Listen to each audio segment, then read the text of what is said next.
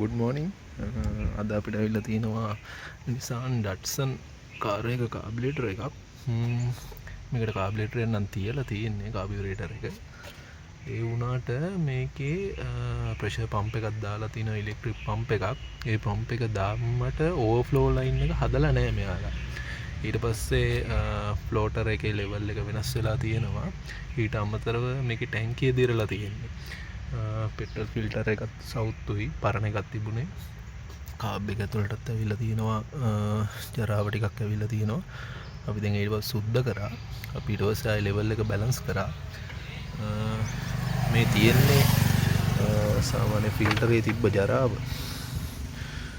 මේ තියෙන ඔයාලට පේනවද දන්නේ ෆිල්ටරේ තියෙන ජරාව. මේ වගේ ටැංකි දිරලා තියෙන්නේ. ටැංකි දිරලා ජරාව ඇවිල්ලා මේ වගේ අර මයික්‍රෝ පාටිකල්ස් මේ ඉතිරි වෙන්නේ නැහැ. මයික්‍රෝ පාටිකල් ඇවිල්ලා මේක නිකන් මණ්ඩි වගේ ඇතුලේ හැදෙනවා.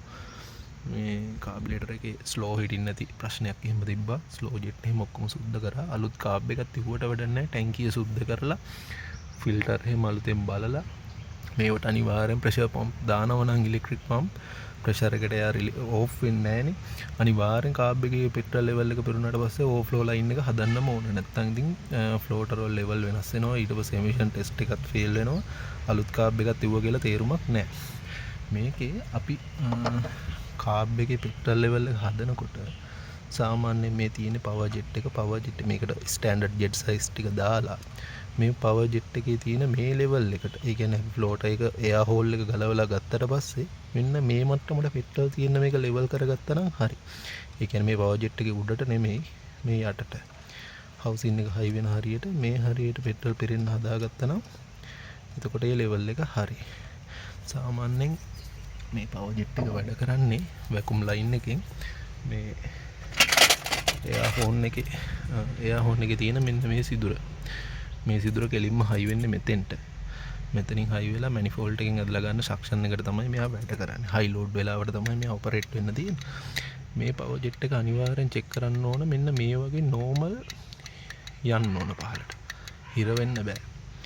මේක සමහරක් වෙලාවට හිර වුණොත් මෙයා ඒ කියන්නේ එන්ජින් එක ස්ටාර්ට් කරාම මෙහෙම උඩට සක් වෙලා මේ සක්ෂන් එකට ඇදලා අරන් තියාගන්න එක තමයි වෙන්නේ.